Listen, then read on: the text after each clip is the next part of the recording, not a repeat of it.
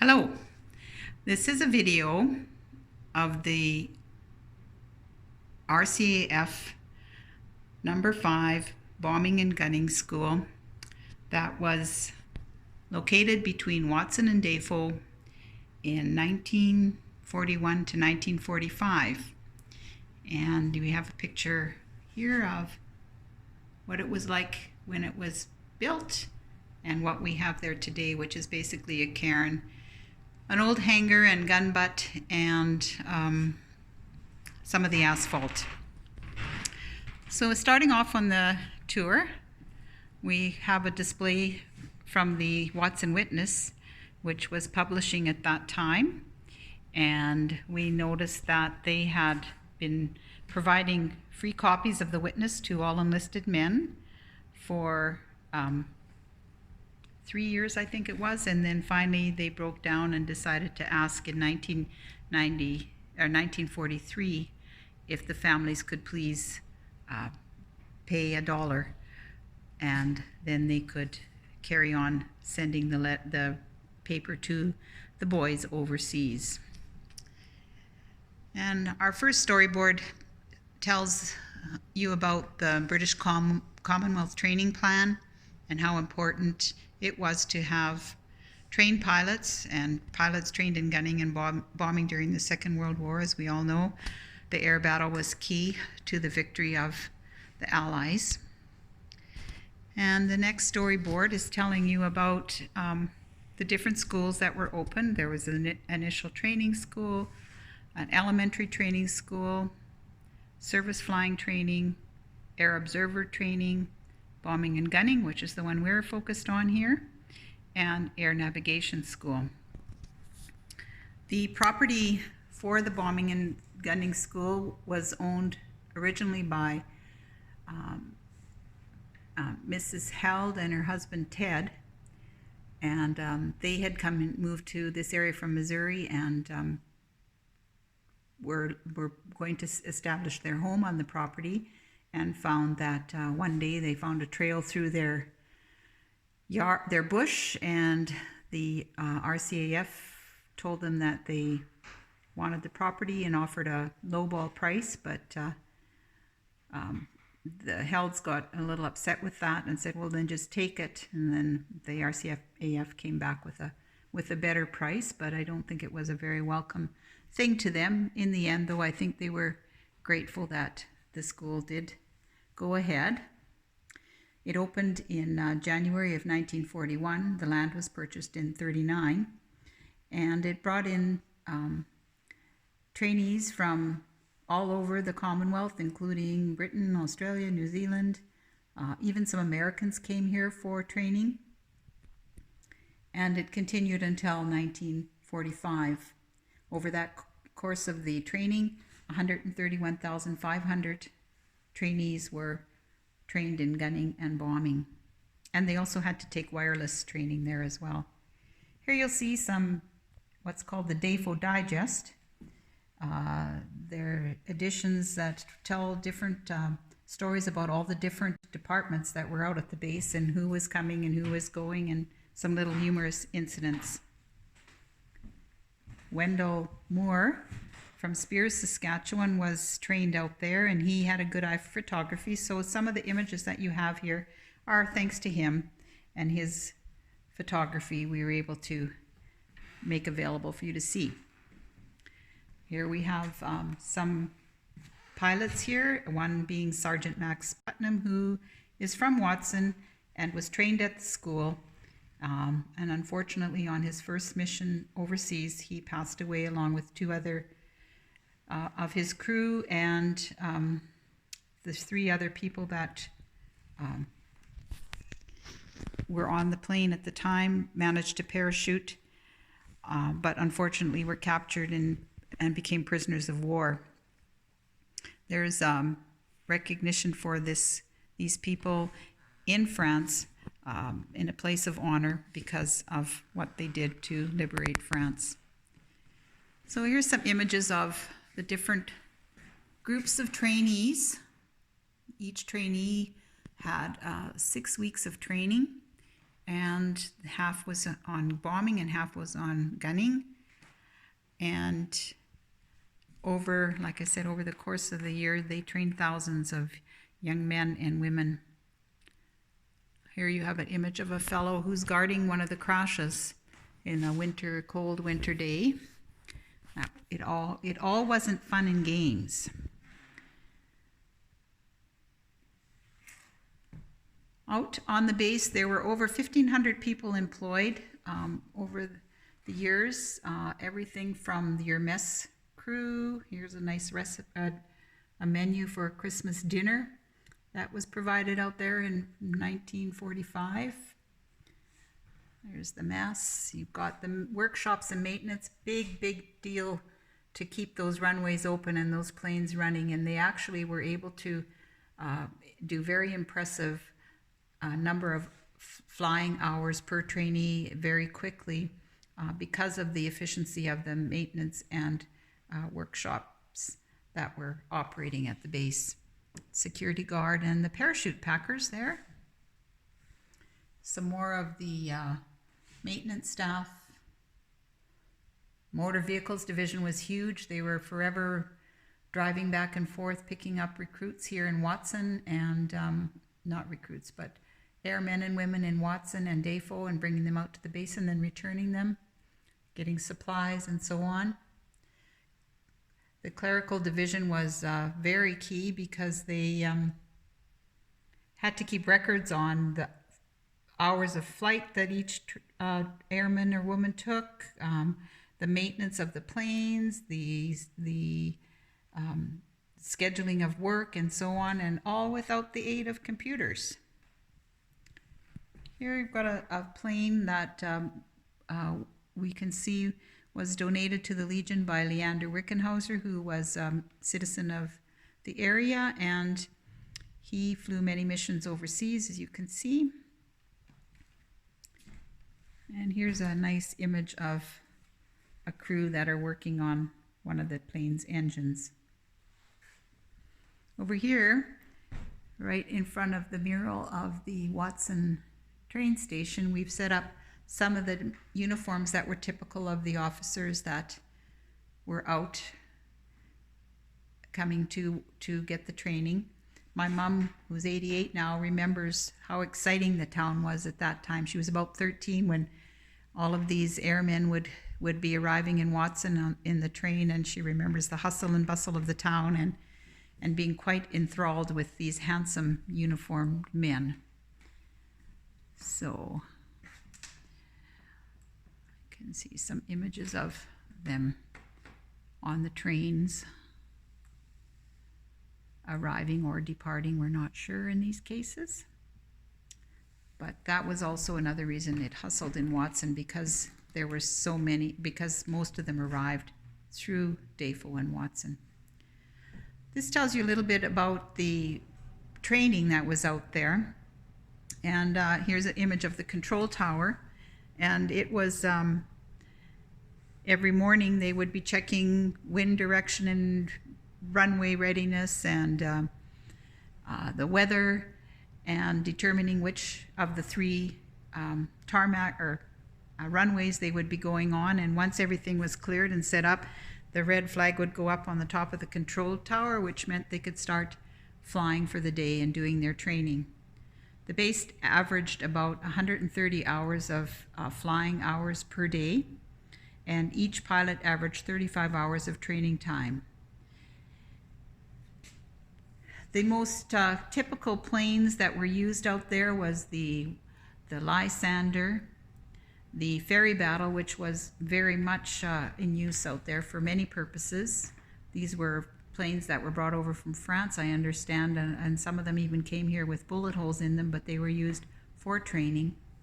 The Tiger Moth even had its day at Dafo, and the Cornell. Each trainee had to log their flying hours, and in the spring of 1943, 2 records for the base flight training hours were achieved. In March of 1943, they achieved 3,766 training hours, and in April, 4,157 total training hours for the month. So it was a very busy and well-organized school. Here you see an image of a ferry battle plane flying over the Great Cool Lakes, which are just down here in that corner, and the base itself. And we've got 6 hangars across the front of the image with the little planes you can see. And in the background, you'll see the barracks and the hospital, the marching hall, the officers' barracks, they had a full-serviced airport and training center. Because it was considered an outpost, they got the best of everything out there. And in this little corner here, we were quite wondering what that was. Was it blacked out? Was it some secret thing over there that was going on? But turns out it's a big pile of coal, because all the buildings out here were heated, or at DAFO were heated. And also here you'll see a little town that sprung up next to the base called Boomtown, where many of the wives and families stayed while their loved one was in training or was stationed out there as a teacher or an officer in charge of the training center. Over here you can see one of the bomb racks that was in the Anson, and here you'll see a plane pulling a drogue, which was used as a target for the gunners, and each gunner would get a different color paint to dip their bullets into, and once they had their turn at shooting at the drogue, it would be brought down to the ground and checked out by the presiding officer to see who was the best shot and what kind of result they got. There's a drogue there being held by a woman and over a snowbank. So also they used gun cameras at that time to be able to determine the effectiveness of the shots that were taken, including the effectiveness of the smoke bombs that would have been dropped in the Great Cool Lakes, how close they were to the targets and so on. Here's a little image of some of the planes out there that are dropping bombs. And over the course of the 4 years the training center was open, there were 12 serious accidents. There were 123 flying accidents, but there were 12 accidents that involved fatalities, and 39 people died in flight, and you can see some of the terrible crashes that occurred during that time. This one here has actually got 2 horses on either side. If you look, the plane crashed into a farmer pulling a cart, and fortunately his son had just jumped off to go home and get something, and the father was still on the plane when it hit, and he got severe burns, but he did live. And I understand that efforts are underway by a man named Lloyd Saul of Seaman, Saskatchewan, to set up some sort of a memorial or marker for the 39 crash victims, and hopefully the legions in the area will be able to participate in that. So going a little farther around here, some then and now images, and here we have images of all our peacetime military folks, the World War I veterans, and a long row of World War II veterans that we are very happy to honor here. And over here as well is more of the World War II veterans. They're in alphabetical order. If you come here, you should be able to find your loved one without too much trouble.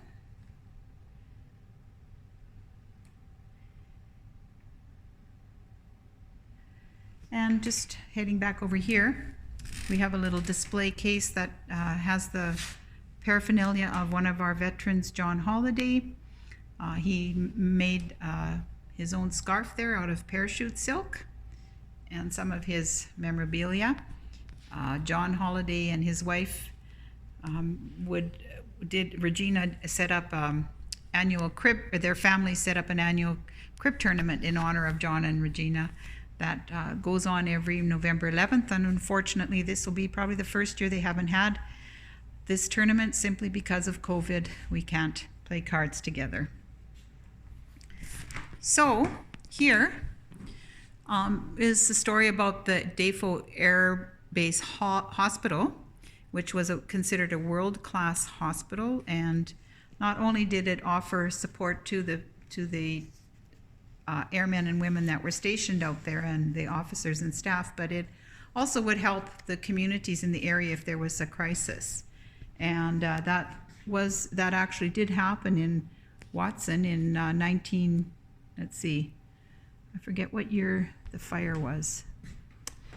There was a fire in Watson, I think it was 1942, where a gas truck was parked on Main Street and it blew up, and a big fireball rolled down the street and ended up burning about 14 people, and 2 very severely, Oscar Winchlag and Jake Smith. Everyone was taken out to the base hospital and treated. Oscar was so severely burned they didn't think he would live, so he was sent for care at a nursing home run by Miss Hammers, and Jake stayed out there. They were offered a treatment that included what Jake referred to as black enamel plaster put on their burns, and it was an experimental treatment. And from what we can gather, there was a doctor in England who was working to find the most efficient and best ways to deal with burns, and he offered different kinds of things like plastic surgery and treatment for burns, and researched it over the war years, and called the people he worked with guinea pigs. And it's interesting to us that Jake refers to himself as a guinea pig, so we think he was one of the original guinea pigs that was used to improve burn treatment. We're happy to report that both of these people lived, and they made significant contributions to the town, including Jake was the founding father of our Santa Claus Day. So it's very special to us that glad he lived and was able to carry on as an entrepreneur in Watson. This fellow here who looks like he's got a Pinocchio nose, it's a type of a funnel used so that he could breathe because his face was covered in plaster. Here I have a storyboard about Boomtown, which was the little town that sprung up across from the street from the base. Mostly Boomtown was granaries and quickly put together buildings where spouses and or children and spouses lived, and sometimes the officers and that were stationed there also stayed in the homes here. In fact, there are some officers home there. So there were a few businesses that set up there. They had, houses, businesses, including a pool room, garage, cafe, and a few stores. And here you can see one of the officer's wife sitting in front of a building there, and she's got that plunger thing above her head. Well, that's this thing right here. And if you don't know what it is, it's what they used to wash clothes with. So things were tough. And apparently the water was pretty poor in the area. Anyway, the women out there ended up becoming pretty good friends, and they formed an auxiliary and raised money and such for the troops. And on their very first year of the auxiliary, they ended up sending 1,112 packages of cigarettes overseas. I know that's a no-no nowadays, but back then it was a biggie. The base was very influential and made a huge impact on the local communities, and in appreciation of that, the captain would host a Defoe Days event every summer, and they would have two-legged races and ball games and all sorts of fun activities going on through the day, including dances and such in the evening. And it's interesting to note that in this area, there were, in the last one they had, I think it was in 44, 10,000 people from the area came to the Defoe Days event, including my Auntie Anne, who remembers how the August 9th 2000 or 1944 event ended with a big windstorm, and everybody had to take shelter. And I checked their records on Google, and Google says on August 9th, 1944, a devastating tornado hit Kamsack. 3 people were killed, and 400 homes were destroyed, and 100 businesses. So my auntie was at this event where Defu Days had to shut down early because of the wind. Fortunately, we were that much far away from Kamsack that the tornado didn't land here. Defu, the town, was named after Dr. Defu, who delivered the quintuplets, and so they named some of the streets on the base after those quintuplets, and they became quite a feature at the base, including these 5 trainees who are dressed up like the quintuplets, and Dr. Defu leading them in a spoofy parade that would have happened out at the base. Like I said, the base was an outpost, and it became one of the best equipped bases in Canada because it was considered an outpost, and it was because of that they had things like theater, daily shows, billiard room, riding stables, bowling alleys, badminton, bicycles, band station, a world-class swimming pool. They had different people come to speak to the group, including stars and high-level officers from different countries. A lot of weddings. The chapel was always very busy out there. They actually had a chapel that both the Roman Catholic and the Protestant churches shared. There's some people playing pool and having a fun party. There was dances out there almost 3 times a week, if not more.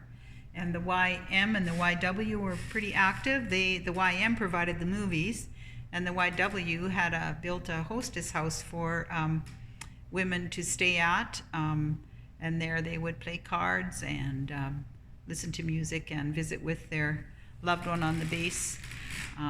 So also we found too that during this time trains would bring women out to the base for these dances and then take them back home at the end of the day, end of the dance. This is a little bit about the reunions that were held following the disbursement of the base. There was one in 74 and 76, and then one in 1996. As well, the British Commonwealth Training Plan Museum in Brandon got a couple of vintage planes to fly over the area in 2012. Some of the people that were instrumental in the reunions were Frosty Friesen and Elaine Friesen. Frosty met Elaine in the course of guarding a crash in the middle of winter. She was living with her parents, the Graham family, by Quill Lake, and during the course of him being billeted there, they got to know each other and fell in love and got married, and have forever since been dedicated to, well, they're both deceased now, but were very dedicated to the base and trying to keep its memory and story alive. There's some of the paraphernalia that is from the Friesen family.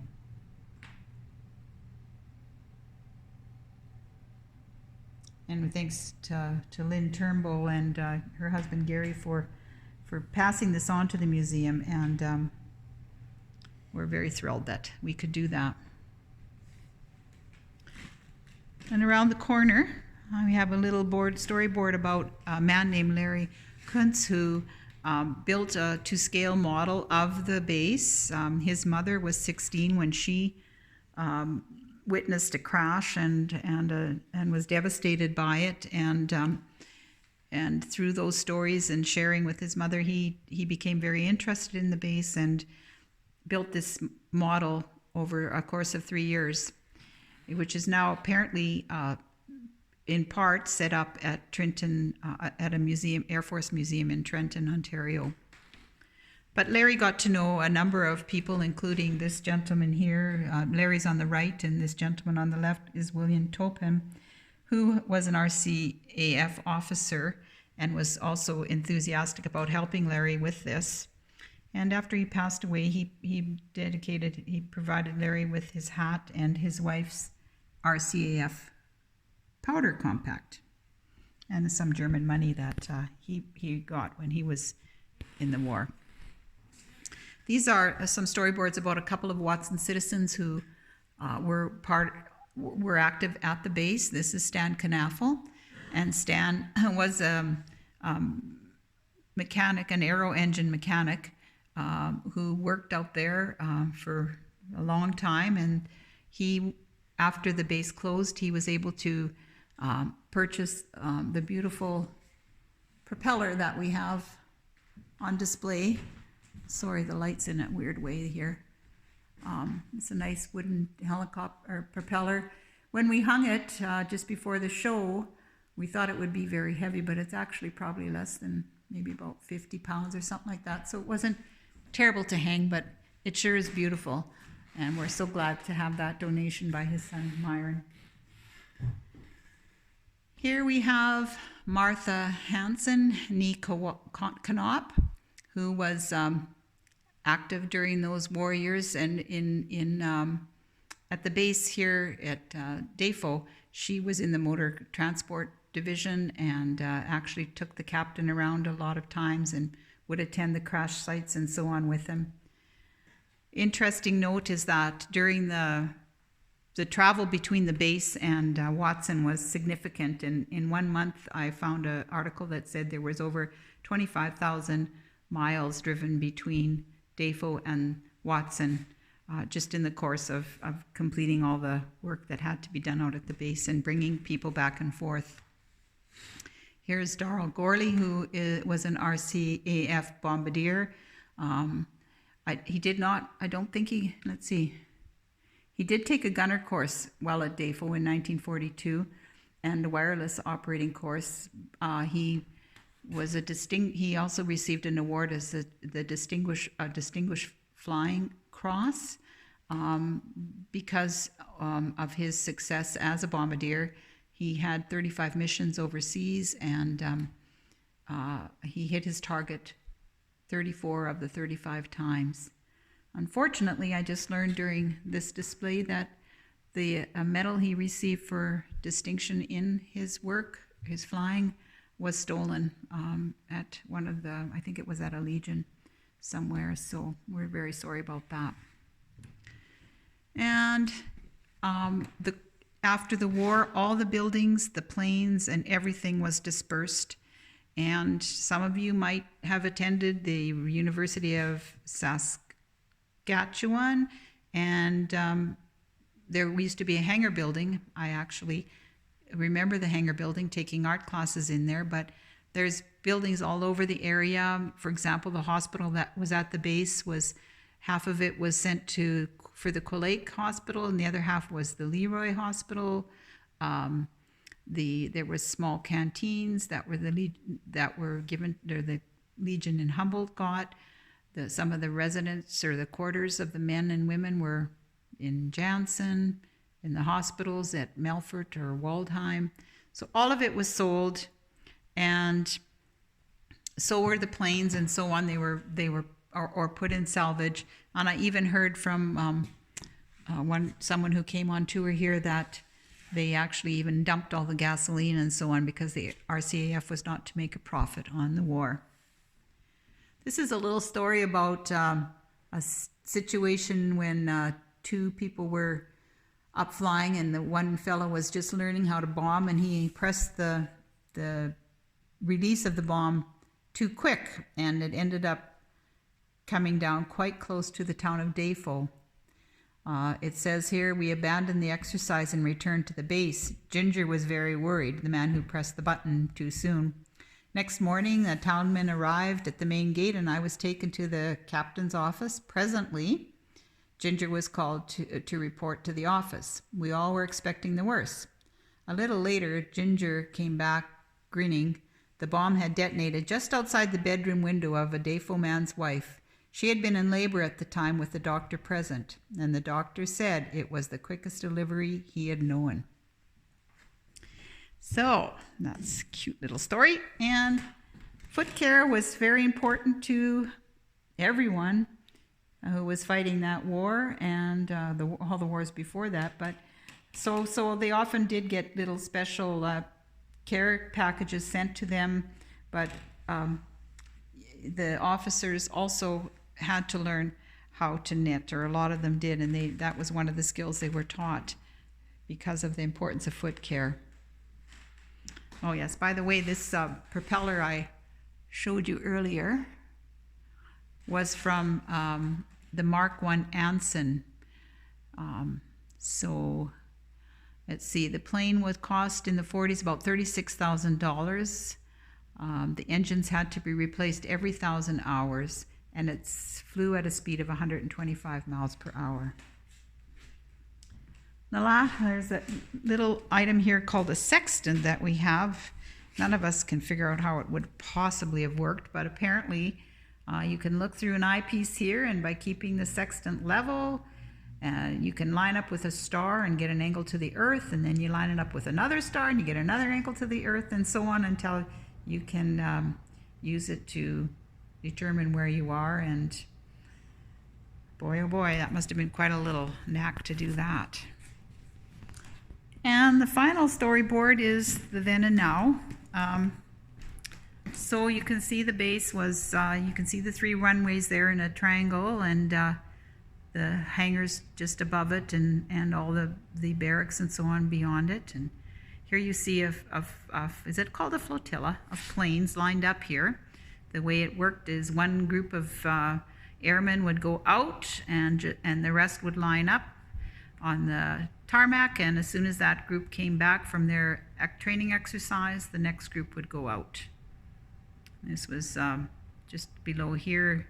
At the bottom left corner of that photo is the parachute packing room, and again, planes lined up to go out on training. Here today, I went out on a drive with my buddy Bev, and we found that there is still a hangar at the location. It's now a farm equipment storage room, I think. They still have the gun butt, and you can see some bullet holes in there. I think that might be pretty tough to dismantle. Big piece of cement, probably about, I don't know, 20 feet long. And there's still some of the tarmac left. It's made of asphalt, so it is considered valuable. And there's a piano that would have been in the mess hall at one time. And then, of course, the cairn dedicated to the location of the base. And I'll end with this. A quote from the DAFO Digest from one of the people that attended the base. I lived in DAFO for almost a year and a half and grew to like the old station and personnel so much that I found it rather hard to say goodbye.